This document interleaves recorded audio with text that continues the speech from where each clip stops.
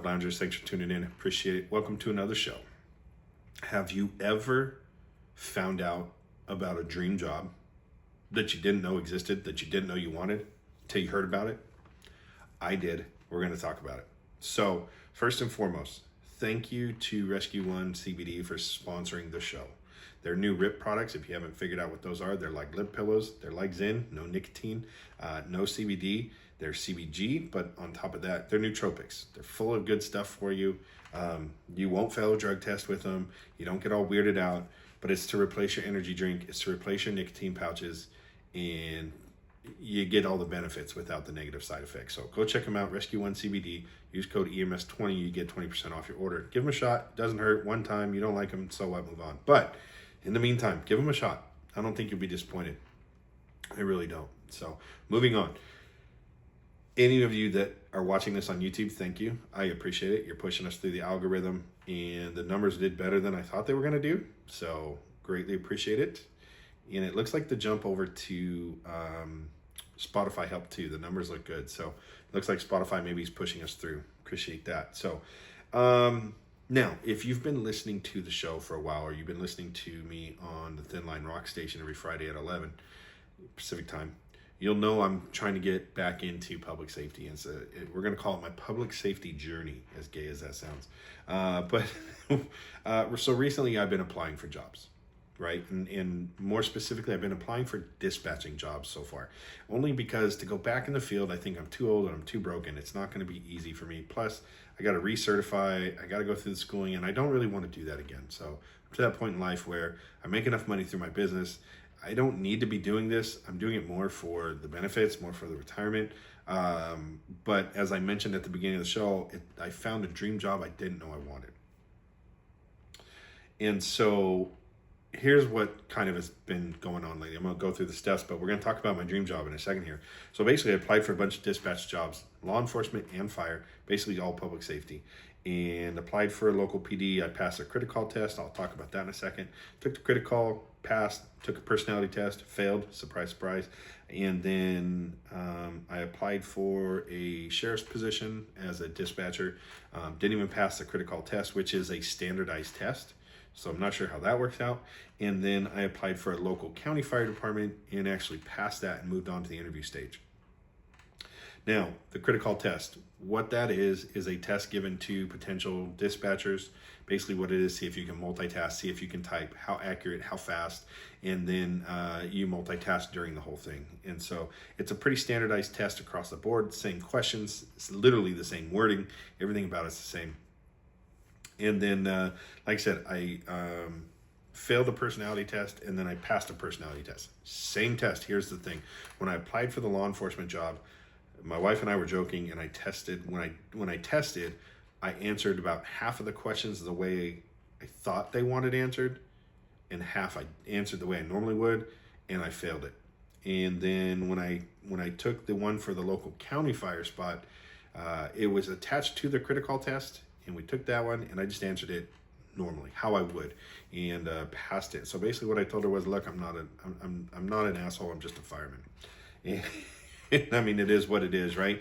So passed the written, went and did a mandatory meeting that we had to do for the department because they want you to know what you're getting into. And then from there, got my interview. Did my interview. Everything went well. I had them laughing. I was early. I was in a shirt and tie. Like I nailed it. But apparently they didn't like me, and I'm assuming it came down to my age. I don't know. So it's funny though, because there was another one that wanted me to test for them, but they wanted me to pay to take their test, and I'm not going to pay to take a test to work for you.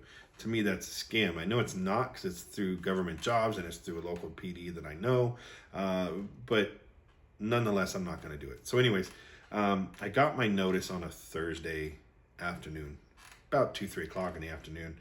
And it's funny because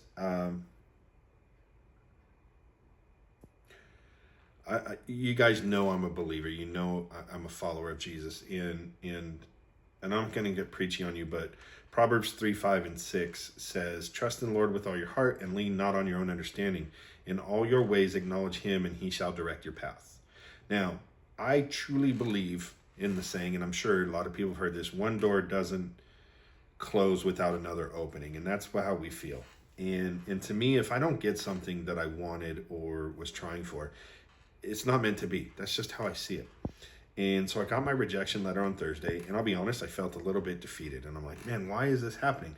I thought everything was going good. I passed the test. I got the interview. Like, everything was going in that direction. And then I get this rejection letter. And, I'm human. We feel defeated. And so later that night, I went on governmentjobs.com. Not a plug, by the way.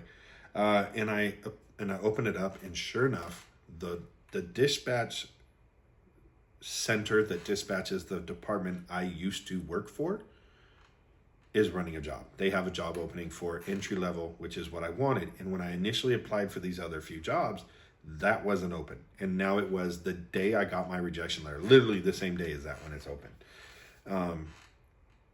So I was like, that's interesting.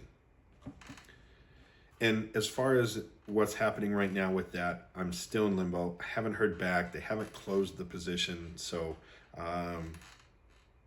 what I did do, though, was messaged a friend of mine. And this friend of mine happens to be the chief of the department where I used to work. And they kind of have their hands in this dispatch center. And some of you may know who that is if you know my area. But I messaged him and just wanted to use him as a reference. Now, mind you, he is the chief, and I've talked about him in the past. And I just said, hey, can I use you as a reference? And he texts back, of course, 1,000%. You can use me as a reference. And so I did. And then I said, thanks, man. I can use all the help I could get. Meaning, thank you for letting me do that. Well, he took that as me asking, I think, for more. And so he came back with, let me make a phone call.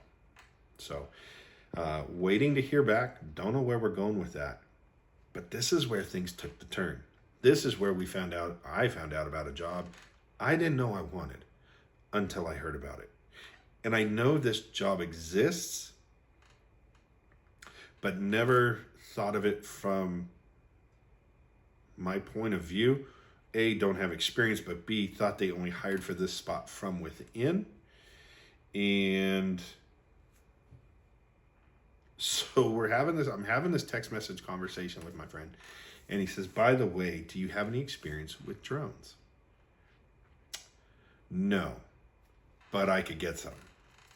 And he says they're expanding their drone program significantly, and that I need to get my drone commercial license. So looked into that, and basically what it is currently they have some drones set up around the city. They're on top of buildings and things like that so that people can't access them, and they're in locked boxes that can unlock remotely. And he says, look, get your license. We're going to expand. We'll get you in as a pilot. And so they're looking to bring me on as a drone pilot for a fire department. And I mean, I'm sure you can imagine all the uses for it. Some of them are water dropping. I don't know that they're going to that because they can't handle a whole lot of weight. But they do want drones for incidents where we can get a drone on scene faster. You can get a size up faster. Do you have life threats around the structure? Do we have multiple structures? How big is it? Is it a wildland? How many acres is it? So it's a whole scene size up before an engine or a truck or squad can even get there. And so it's just eyes in the sky faster than we can get them on the ground. On top of that, is there an arson in the area? Can we pinpoint, can we find some of these people? Can we start tracking these people down, et cetera, et cetera? So I started looking into it, and it looks like it'd be kind of a cool job. Talk about a dream job you didn't know you wanted. I know drones can be nerdy, but come on, how cool would that be that people ask you I fly drones for a fire department. I thought it was pretty cool, personally. I think that's, again, it's a dream job I didn't know I wanted. Am I fighting fires? No, I'm not. But I'm also not running medical aids. Am I riding out on a fire engine? No, I'm not. I'm flying drones from a basement. Like, where's the problem in that, right? And so started looking into my license, and it's not a huge investment. It's going to be, The test I think is like 175. It's like a state test, like your EMT license, your paramedic license, but really it's not any proficiency testing. It's strictly laws. And most of it's FAA type stuff, like where you can and can't fly, when you can and can't fly, how high, how low you can fly, things of that nature. And so you guessed it, I'm doing that. And then got to pick up a drone.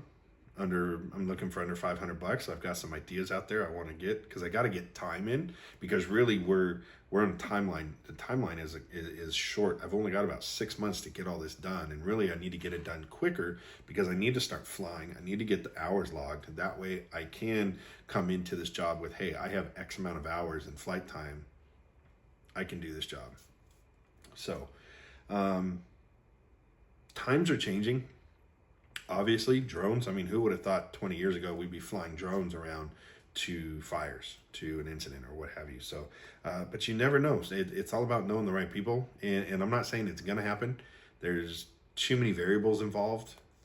The biggest one being I don't have experience. I don't have a license. I got to get one. But yeah, you don't know what's going to happen unless you, I mean, this is why networking is big. This is why I always tell people, look, always be professional, because you don't know who or when or what's going to change or what's going to be presented to you. So this is my journey back. We're going to call it my journey back into public safety. And thought I was going down the route of dispatch, which I'm still going, but it took a hard right turn, and I'm here for it. So that's all I got for you guys this week. Hope you enjoyed the show. Tune in next time, and hope to see you there.